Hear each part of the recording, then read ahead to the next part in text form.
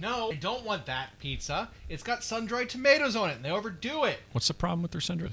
They're like tomato jerky. Yeah, they're like stringy. Work. Anyway, welcome to the first turn. I'm Hyena. I'm Llama. And today we're talking about some Warhammer stuff. Few things happening this week. It did finally. Yeah. So we've got some maybe inappropriate avenue for some information for the upcoming AoS release for the General's Handbook, plus Battlescroll, plus half edition change is what it feels like. And then in a very young edition. And then on the 40K side, they gave us some new stuff. Yep. So there's a lot of cool stuff coming out for their Dataslate. A lot of changes. We had a whole handful of, I feel like, kind of game-changing kill teams coming out that have 40K rules. Right. Tyranids specifically are eating well. Right, they've got a new detachment that we're looking at. The Great Devourer. Yeah, they've got this new Ravener unit. They don't eat sun-dried tomatoes, though. Synergizes very well with the new detachment. The Burrowers. Yeah. So I think Tyranids came out very, very, very well. In this period of change. I think Tyranids are looking good. We read through that Tyranid detachment, and man, everything in it is great. Every enhancement in particular. There's no duds. So there's no bad stratagems. Like, everything is good. Yeah, and the incentive there really is strong with turning 2 Trigons into characters. So essentially, a soft bringback of the Trigon Prime. Right. Which was really just a different part, like a different bit in that kit. Yeah. That differentiated the two.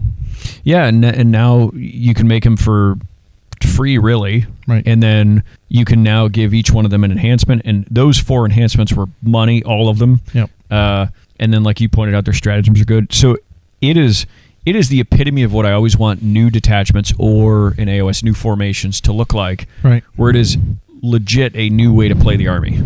And that to me injects even more flavor than just like releasing a new kit. 100%.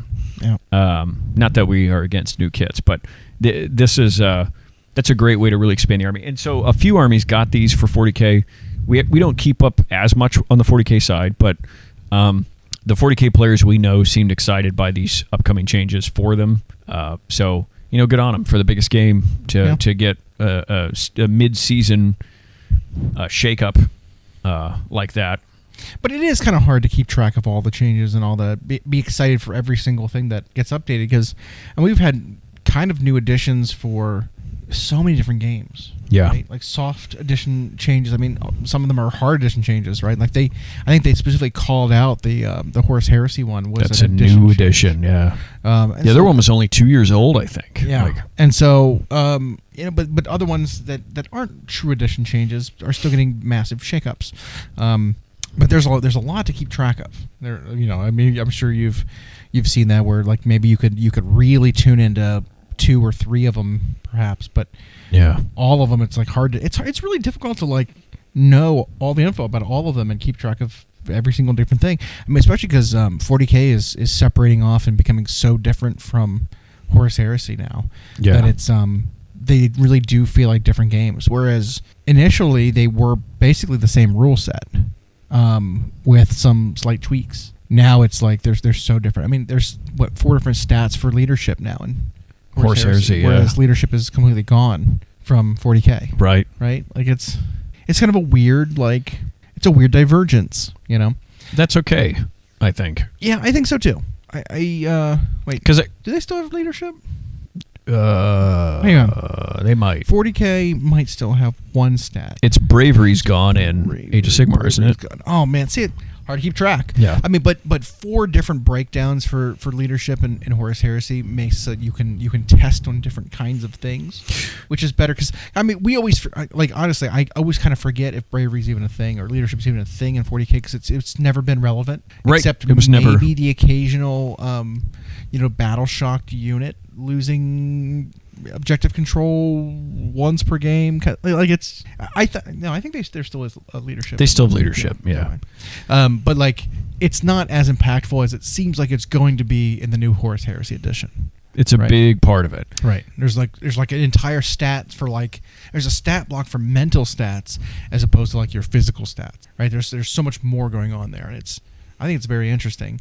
But like I said, just it further diverges and further separates the two games. And maybe that's an unappreciated element to their design team that they deserve credit for, is that now they've effectively got 4 mainline games, and they're trying to make them all different instead of all the same kind of base rule and feel. They really want them to be different games, and that takes a lot of work, I think, especially if there are people who overlap on all those teams. Maybe even 5. I mean, with the attention that Titanicus, Legion Legions Imperialis Imperialis has received. I mean, it's borderline a 5th game. I mean, it and Horus Heresy are the 2 systems that have gotten the most releases in the last year. Yep. More so than their quote main games have. Definitely more plastic kits. So it's like, I don't know what's their main games anymore. I don't know. Yeah. Kind of a blur. But like I said, we've gotten some updates for all of these games. Space Wolves are here.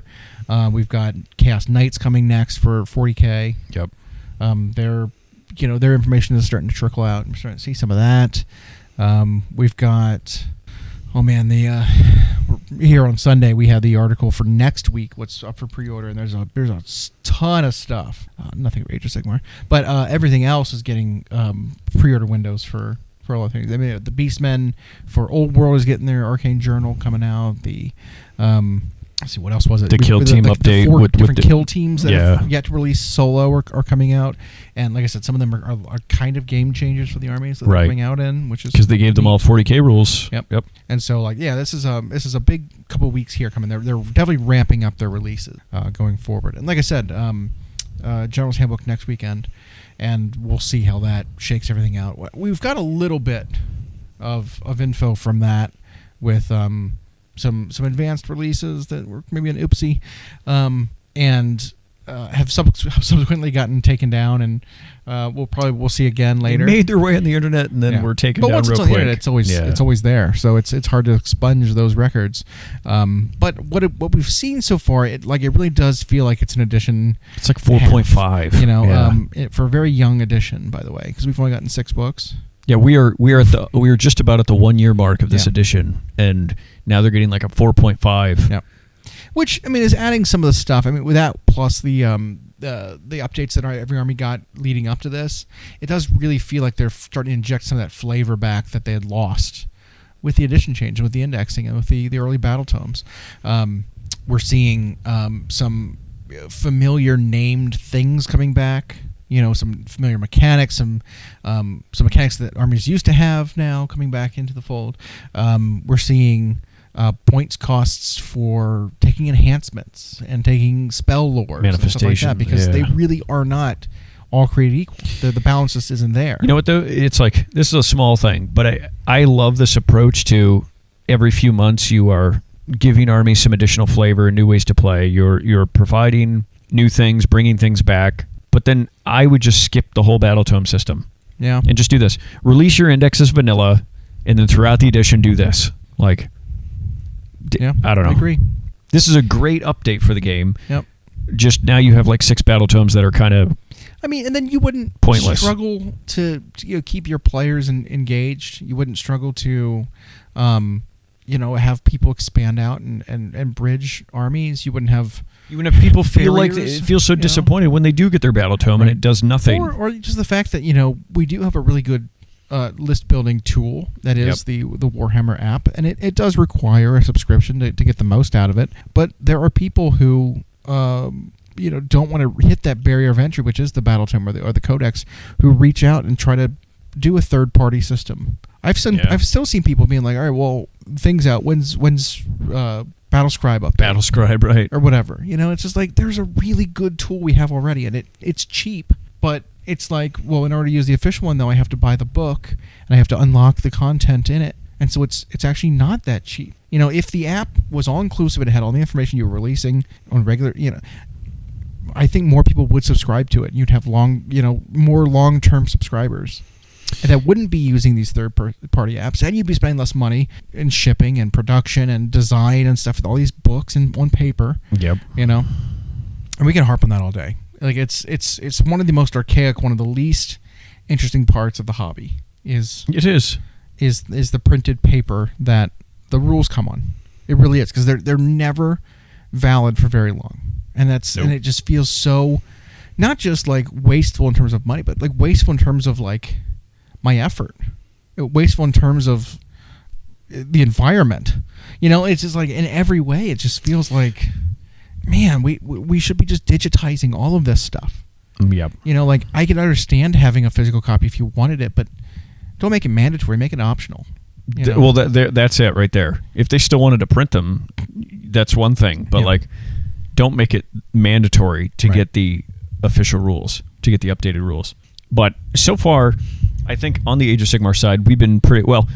First, on the 40K side, as a Tyranids player, I was really happy with this update they are getting. Obviously, I always like new food for them. I also just like that side of things. Is like the Vanguard wing kind of the Tyranids, the infiltration monsters, and the it's all the tunnelers the shock and assaults. Yeah, like that's always been like the most interesting side of Tyranids to me. Right? Like, yes, the giant clouds of swarming gargoyles and flying creatures is like, it's a horrifying thing to think about when a planet is falling. But like the ground forces, all the burrowing and all like the info, like all of that part of Tyranids is, I think, the aesthetic is cool, the idea is cool. Well, and it's way more interesting. And they haven't. I don't know if they've ever had their day in the sun quite like, because they went through the phase where Monster Mash was in, where big swarms of tiny bugs controlled by smart bugs was in, where the lictors en masse were in, where purely psychic Tyranids were in. But it's like, the burrowers are kind of. They only have ever supplemented anything. Now it's like Molochs used to be so useless that they just killed themselves. So that was when they first kind of, was that 6th edition, 7th edition? Well, Maliceptors killed themselves. Well, so did Molochs, because it used to be like they'd come up with a template, they'd hit a spot. If they couldn't be placed, they just died. They did damage. If they tried to roll again and they still couldn't be placed, they went back into reserves to try it again. And if like the next turn they didn't come back in, they were just removed from the game. Yeah. It's like you tried too many times to enter and you did. Well, and so clever opponents could just like position the right units spread out just the right way. The Moloch would never get to come up. And so it's like cool. You get to like do a couple mortal damage and then die. Some mortal damage or some wounds to you. Before it wasn't even mortal damage. It was like I hit you with so many strength 8 hits or whatever. Strength 6 hits with ignores cover, no rend, no AP.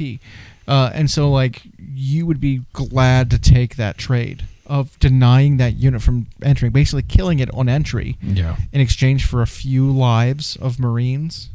Like that was 100% worth it. Yep. So yeah. And then even when they did come up, like those, you were stuck there for a turn. The Moloch, he couldn't charge, and then he had no fighting stats. Yeah. It's just, I don't know. It's just really funny. You're right. They really didn't have their day in the sun ever. Nope. They were always supplementary, even though they were some of the coolest monsters. Just never really did it. I think the best shot they had was the Trigon Primes when they were equipped with like shooting weapons. Yep. Because they could literally deep strike anywhere you wanted them to for a bit, and their shooting was okay. Yeah, they had like 12 shots. And then they provided synapse. So it was like, that's what you brought them for. You spent a 180 point tax to get 12 bolt gun shots and synapse. Yeah. Exactly. And it's just, again, not shining there. No. So, but now it's like these seem pretty aggressive. It gives them the ability to tunnel a lot of different units to charge from 6 inches away. Honestly, it feels a lot like how Genestealer cults, their tunnel ambushes kind of used to work. Yeah, they're not, the infiltrating blips and stuff like that. Like this kind of feels like what they wanted to do with Genestealer cults and never could really find the spot. And then it's like, okay, Tyranid update. Basically Genestealer cult's ability, but better. Yep. Because you've got these, these tunnels that they're providing these nodes basically to recur models and to transport models across the board back and forth. And it's like that's what Genestealer's cults wanted to do. But instead you had just a mechanic for constantly replenishing units with new ones. Right. And it just didn't work out the same. So yeah, and Tyranids actually have some pretty scary units they can pop up through. Yeah, because imagine if Genestealer cults had any monsters. Yeah, which they don't have. Then all of a sudden these like battle scanner blips that are popping up on the map all of a sudden could be like, well, it could just be infantry, or it could be a Tyrannocyte, or a Maliceptor, like something huge and scary, instead of just being like, oh, it's some guys with a shotgun. Yeah. Like no big deal. Yeah, 10 human-sized hobos with shotguns, 10, 5 dudes with hand flamers. Tyrannocyte. I meant Tyrannofax. What's a Tyrannocyte? Is that the drop pod? That's the drop pod. Yeah, no one's afraid of that. No one's afraid. The Tyrannofax Has a big gun. Yeah. Yep. That's showing up out of nowhere. It's like, oh crap.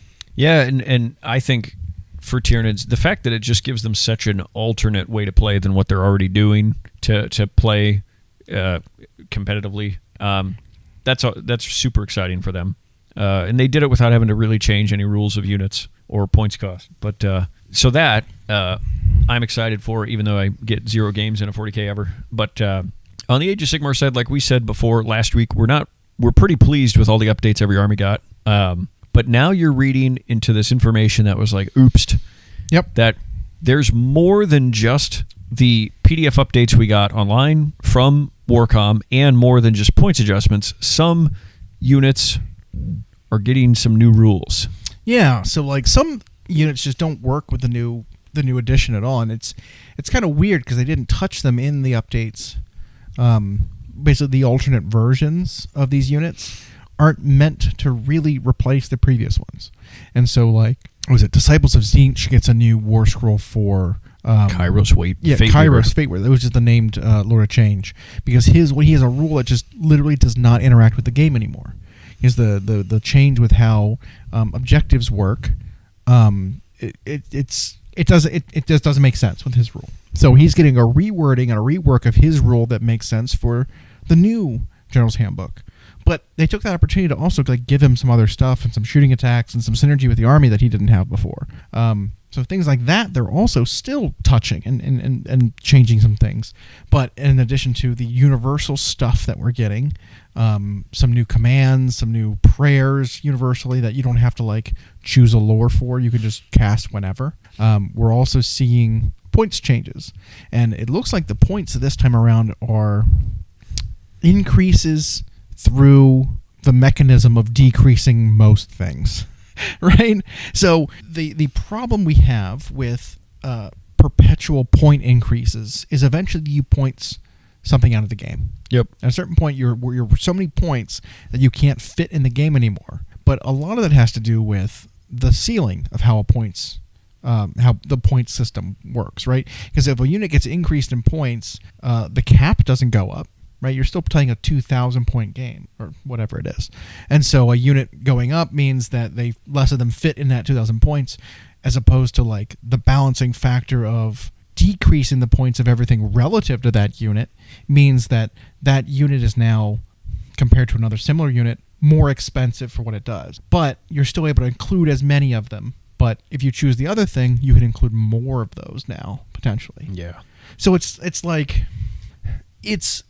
balancing without shrinking the game. Because like I said, if everything doubles in points, then your game is just half the size, right? Because your ceiling's not going up. Right. So if some things get decreased and other things don't intentionally get a decrease, they effectively went up in points. So that's kind of how you can look at it, I think. And that's, I think, what they were trying to do with this. They were actually trying to make, stop giving Chosen and Vanguard more point increases. You know what I mean? Like, we've already gotten enough of them at a certain point. If you cannot include them anymore. There's too many points. Yeah, and with Slaves to Darkness, and I know we talk about them a lot because we both play them, they also then tried to give you incentive to play the other stuff instead of just raising the points of the really hard-hitting units more. Yeah. With Kairos, it was interesting because it almost feels like they could have just done an alternate war scroll for him, but instead they decided, no, we're just going to fix his regular version. So they added back to him a shooting attack that interacts with their weird flame burning ability, and then his tactical gambit sort of ability changed because the way it was before, it no longer works with how battle tactics currently function. Right. Because current battle tactics, you would like choose one of the ones that you have access to at the beginning of the battle round, and that's like your mission that you've set for yourself. Well, they've changed that now, so the new edition is having these progressive objective chains, call them. right? So you have like a card that has 3 objectives that you have to accomplish in order, and you get 2 of those per game, and you have them for the whole game. So really you have got 6 missions to accomplish, but some of them are gated behind doing other ones first. Well, his ability allows you to swap out one of your cards that you have, one of your 2 cards, for a third one. It replaces it. But to my understanding, you still score the points of the first card that you swapped out. And so it really gives you more opportunities to score points, maybe even beyond what any other player is able to accomplish for the battle, right? Because it's like, if you score 2 and then you swap it out for a new one, you can technically do 3. I mean, you are limited a little bit by the fact that you're only able to score so many battle tactics per turn, Right. which means that, like, under the perfect circumstances, perhaps you could do it. But I think it's like each card can only score 1 of the steps per turn. So I think you can still score one, like the first mission objective on both cards that you have in the same turn. Maybe it's the weirding needs to be needs to be specific. We need to be very specific with how the wording is to know if that's the case or not. Well, and we'll go over this more next week, I think, once we have it in hand. But because unfortunately we don't get it early, but I also saw that it looks like they're kind of increasing the total number of points in an Age of Sigmar game you can score. I think it's like 80 now. Yeah. So like before, your mission that you would accomplish for the map you're playing was a separate pool from your battle tactics. And I think that the 2 types of accomplishments are now going to be very tied to the mission you're playing, because it's going to be based on the pairs of objectives you're doing, and there's a lot more going on, twists and whatever. But now, like, they've kind of increased the amount of points you get for doing your battle tactics compared to your mission that you're doing for, like, the map you choose. And so I think the total ends up being, for most players, it's going to be like 80 points, which previous version of the accomplishment, where it's like you'd be lucky if you got 40. Yeah. Most games were in that like 25 to 35 for like the winning side. So it's a much bigger points total, but more granular. But a lot of it is nice rounded numbers, right? So instead of saying, well, you score 2 points for this, or 3 points if you do better, or 5 points if you do this, now it's like you score 5, 10, or 15. Like, it's a lot more rounded numbers, and so it's a little easier to do the math on. But we'll see. It's the same amount of like work to accomplish these missions. It's interesting is like the timing of this release. So General's Handbook will be in everybody's hands next weekend, and whatever tournaments are coming around probably won't have it legal yet. But then you go later this summer. There's a U.S. Open, and then of course there's Nova in August, right? Yeah. No. Yeah. Yeah. Nova moved to August. Yeah, it's end of August now. And when's LVO? October. Okay. But end of August is no. So you're going to have some tournaments coming up that we get to really see how much change this impacts. Not that the game was in a spot where we were seeing repetitiveness, but this is, I think, these like soft mid-edition changes are really a neat way to change the meta, so to speak, without just saying, hey, this one army's performing too good, let's change points. Right. Hey, this army's not performing, let's change points. Now it's like, let's give each army a new way to play and then change the missions. Right. And that ends up... And I also like just kind of the fact that 2 things are working well together here. Is the fact they've moved points out of the books. Yep. And that these seasonal rules are replacing the previous season's rules. Also, I think those are actually good things, because then it's like, if a new player wants to start this game, you don't really need to tell them, well, you need to go look at this rule book with these rules in it, and then these supersede those rules, and then here's the points, and here's your book you bought, but your points in the back aren't right. Some of them are wrong, so you have to look at this other PDF to reference it to see which points are changed. And, like, starting as new players now is like, okay, you need the seasonal book for the season rules. You need your battle tome, even though it costs a lot, and the points are here linked to the current ones no matter what. Right? Yep. Here's your current updated digital document of points. And while they have changed in the past, they should be up to date here whenever you look at them. Well, and you can even like try to minimize, like, you need your book to unlock the app. There's all your updated points and stats. Absolutely. And then I'm going to be interested to see how they show the 2 versions of some of these units. I think they'll just have different names. I think it'll just literally say the ones that like are... season whatever. That. Gyron or it'll be, Scourge of Gyron, Lord of Change. Oh, sure. It'll like list it out like that. Yeah. Scourge of Gyron. Abraxia, right. Yeah, something like that. Yeah. And so it'll be very clear which one's which, and it won't be that complicated. I hope there's like a symbol. I hope there's a leaf or something that designates it as like this is a seasonal war scroll. You made an interesting point there. I think the fact that seasonal rules replace other ones, or in some cases supersede core ones, I like that because sometimes you will see, especially in matched play, tournament play, that no matter what is happening over the course of an edition, some people will always choose when it's elective, same missions, same stratagems, same tactics, same whatever, 40k or AoS. I've seen that happen where it was like the missions they chose in 40k, no matter where in the edition they are, year 1 or year 3, they pick the same ones because they know exactly what to do. But now with the chapter approved in General's Handbook, it's like, nope, we're scrapping all those missions. Right. You've got to choose with these now. Or we're scrapping that sort of army construction pattern. Now you got to choose this. I like that. Some people don't like when change is kind of like forced, but this is like forced change that doesn't technically cost anything, really. Right. So I also really like the fact that they're not requiring you to make changes to your lists. No. But there are incentives to do it through things like we're playing. The new season is in a location that is dense forests, and so shooting is going to be difficult this season. That's been a big one with this we've seen. So it's like, all right, well, while I could still play the same list as before, that list might not be optimal any longer because my long-range shooting isn't going to hit the mark anymore. Well, if we think of some examples of maybe players who played that style, who were like, well, no matter what, the missions, the season rules, or whatever exist, I can always include this 800 or 1,000 point module that just point-click delete stuff no matter what, and then I don't have to worry too much about the mission. Now it's like, well, if that point-click delete option you always took was reliant on shooting,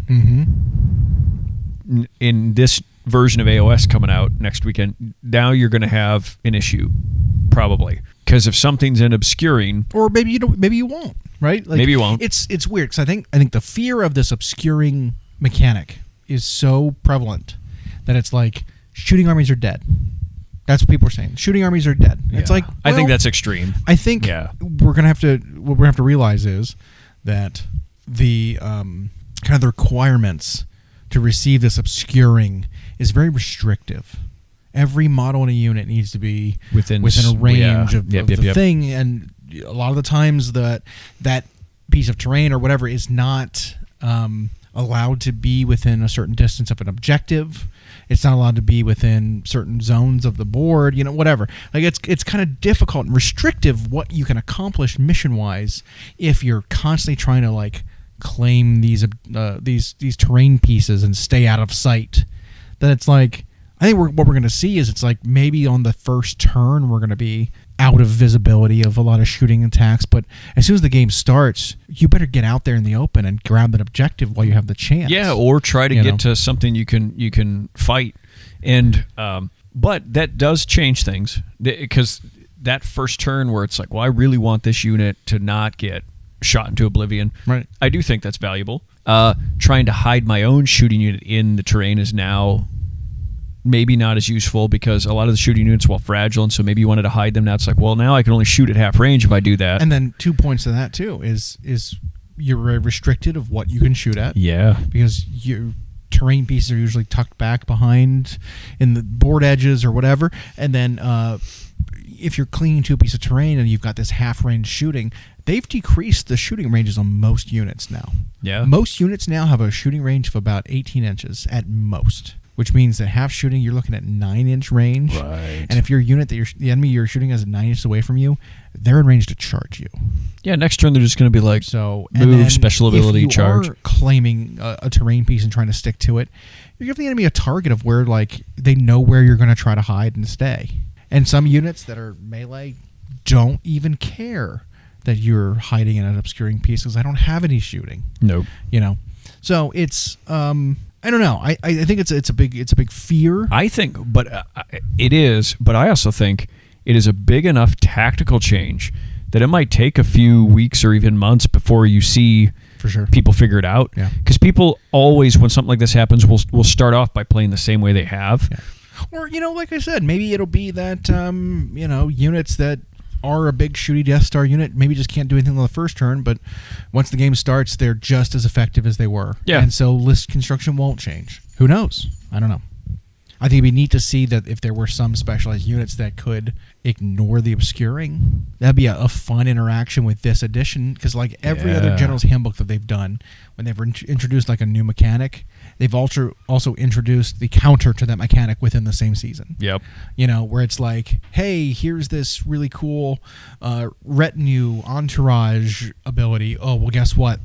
The enemy unit can nominate a unit to be bounty hunters that deal double damage versus your entourage. Yeah. It's like it's always within the same season there is the counter built in. And so like I haven't looked at the whole book. Maybe there's something in there we haven't seen yet that counterbalances it. Right. Who knows? Like I said, maybe it won't matter that much. Maybe it'll matter in very select circumstances.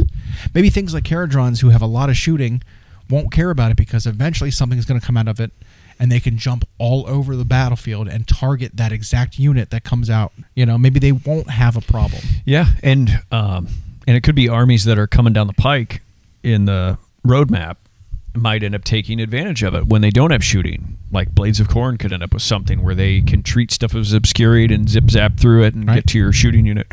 Who knows?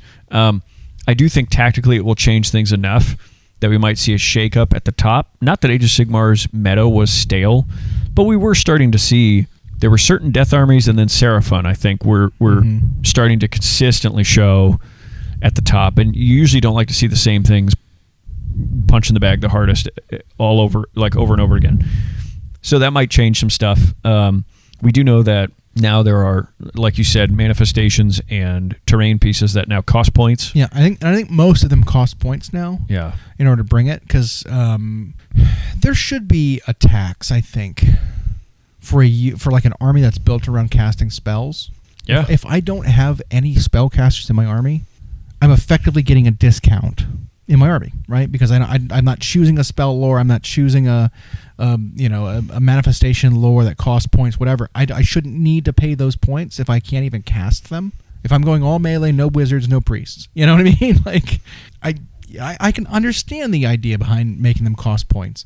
In addition, some of them are just better than others. Yep. As we've said, there are ones that are very similar to one another that are clearly, when they both cost 0 points, mismatched in terms of balance. Yeah. It's a same, or the better one might even have a lower casting cost. Yeah. To summon it. It's like, how were we thinking this was balanced?